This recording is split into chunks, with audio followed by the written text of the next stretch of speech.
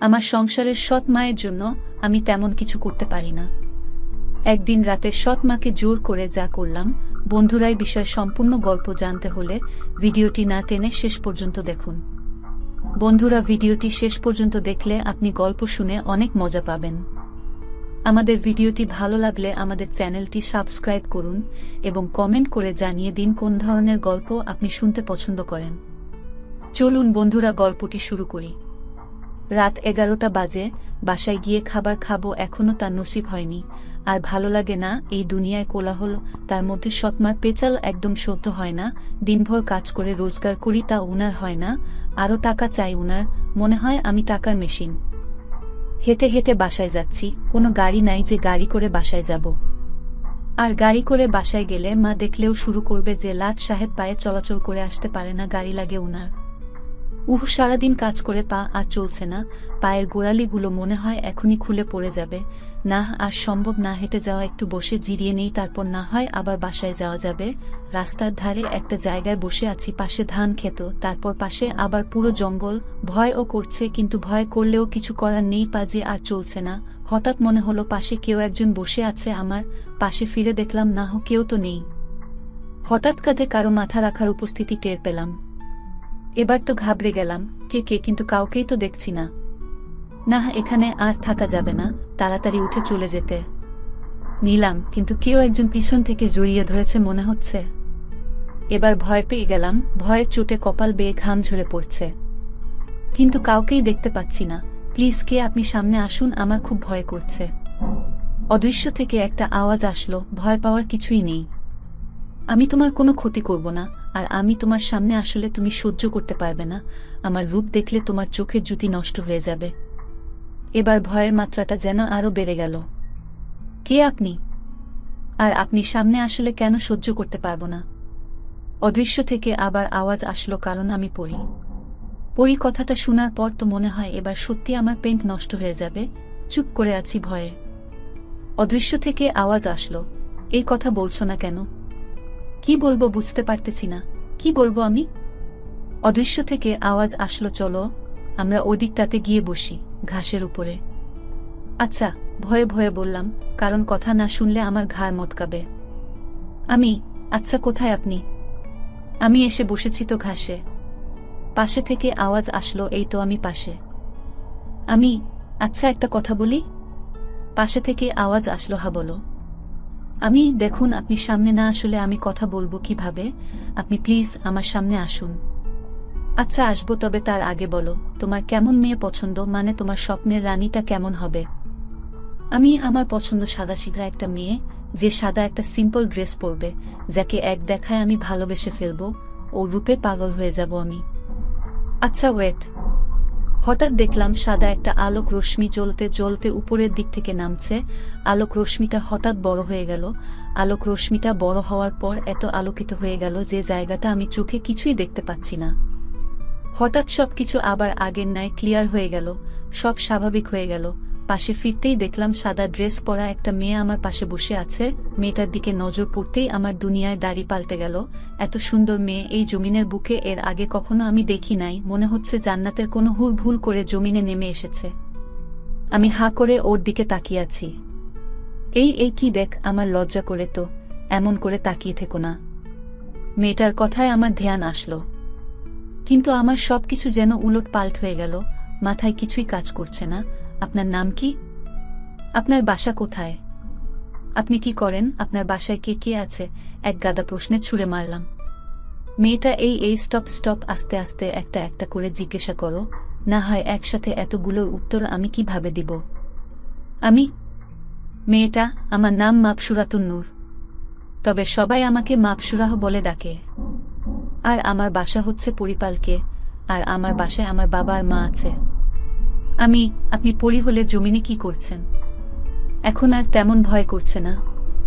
মেয়েটা, আমি জমিনে আমার অর্ধাঙ্গিনী খুঁজতে এসেছি, কারণ আমার ছোটকাল থেকে একটাই ইচ্ছে, আমি মানুষকে বিয়ে করব আর আমার বাবার সিংহাসনের অধিকারী বানাবো। বুঝলাম না।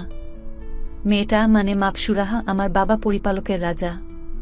আমার বাবা চায় আমার বাবার পরে আমার বাবার সিংহাসনের উত্তরাধিকারী আমাকে বানাবে, কিন্তু পরিপালকের কিছু অসৎপরি এটা চায় না, তারা চায় উত্তরাধিকার কোনো পুরুষকে দেওয়া হোক। কেননা আমার বাবার কোনো ছেলে সন্তান নাই, তাই তারা বুদ্ধি করে উত্তরাধিকারী হাতিয়ে নিতে চায়। আমি মাপসুরা, আজকে আমার সময় হয়ে এসেছে, আমি উঠি। কালকে আবার কথা হবে। আমি এত সময় ধরে বেশ ভালোই লাগছিল মেয়েটার সাথে কথা বলতে, যেই না বলল মেয়েটা চলে যাবে তখন মনটা খারাপ হয়ে গেল। আচ্ছা, এরপর কি আমাদের আর কখনো কথা হবে? মাপসুরাগ, হ্যাঁ হবে, কালকে আমি আবার একই সময়ে এইখানে তোমার জন্য অপেক্ষা করব। তুমি এসো কেমন? আমি আচ্ছা। মাপসুরা, আর মাত্র 3 মিনিট সময় আছে, আমার যেতে হবে, তুমি তাড়াতাড়ি চোখ বন্ধ করো। আমি চোখ কেন বন্ধ করব? মাপসুরা, আরে করতে বলেছি করো না, আর আমি বলার আগ পর্যন্ত চোখ খুলবে না। আমি আচ্ছা। চোখ বন্ধ করতেই হঠাৎ মনে হলো ঠোঁট জোড়া কেউ নিজের দখলে করে নিয়েছে, কারো ঠোঁটের উষ্ণতা অনুভব করলাম। আমারও কেন যেন ভালো লাগছে। মাপসুরা, এই চোখ খুলবে না কিন্তু। আমি আচ্ছা। মাপসুরা একটু পর আমাকে ছেড়ে দিল আর বলল, আমি আমার রূপ পরিবর্তন করছি, চোখ খুললে কিন্তু তোমার ক্ষতি হবে। আমি চোখ বন্ধ করে আছি, একটু পর মেয়েটা বলল, এবার চোখ খুলো। তারপর আমি চোখ খুললাম, তারপর মাপসুরাহকে আর দেখতে পাচ্ছি না। মেয়েটা গেল কোথায়? অনেক ডাকাডাকি করলাম, না কেউ নাই।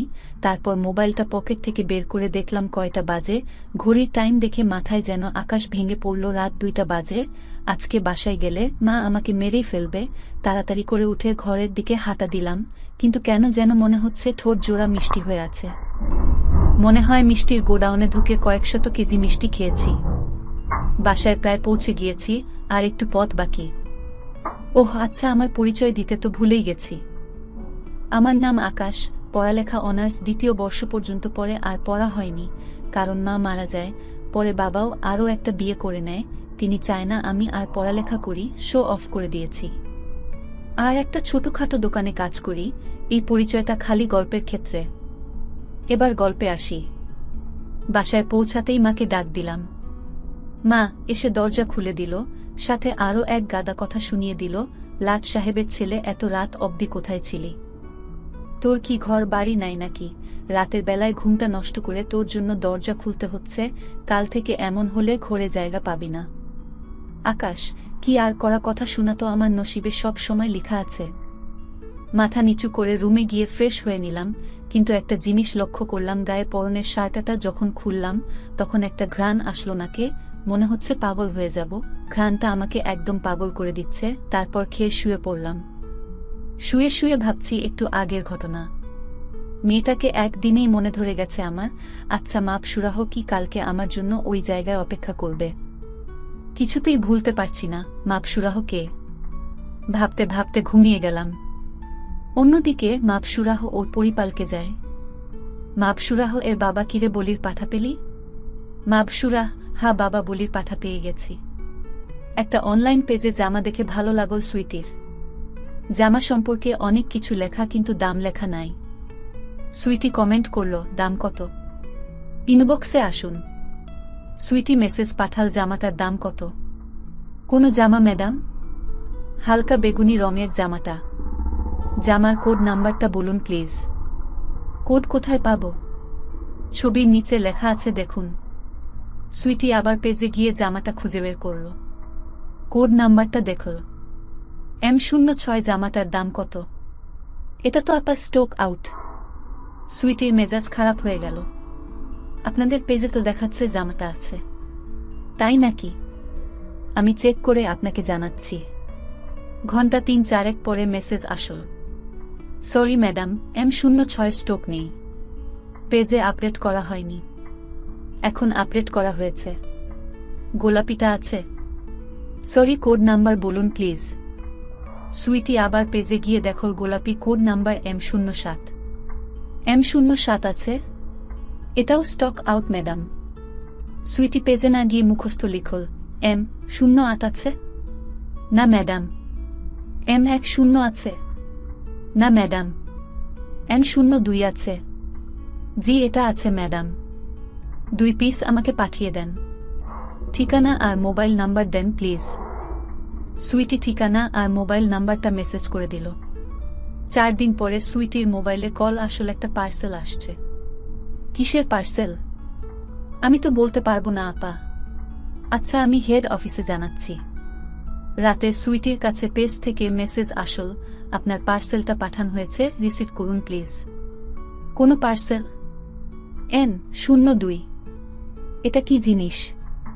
একটা 3 পিস। রং কি? হালকা নীল। আমি তো রিসিভ করতে পারবো না। কাইন্ডলি আমার মায়ের আইডিতে নক করুন। আইডির লিঙ্কটা দিন। ম্যাডাম, আপনার মেয়ের অর্ডার ছিল। একটু পরে সুইটির আইডিতে মেসেজ, আপনার মা তো জবাব দিচ্ছে না। আমি দেখছি। একটু পরে মায়ের আইডি থেকে মেসেজের জবাব, কিসের অর্ডার? পেজ আবার সব ডিটেল জানাল, দাম সহ। সরি, এত টাকা দামের জামা নেওয়া যাবে না। পেজ থেকে সুইটির আইডিতে মেসেজ, আপা আপনার মা তো অর্ডার ক্যান্সেল করে দিতে বলছেন। তাই নাকি? দাঁড়ান, আমি দেখছি। আবার সুইটির আইডিতে মেসেজ, সরি, মা তো এই জামা নিবে না। ঠিক আছে আপু। আচ্ছা আপু, একটা কথা জিজ্ঞেস করি। বলেন। আপনার মায়ের আইডিটা কে চালায়?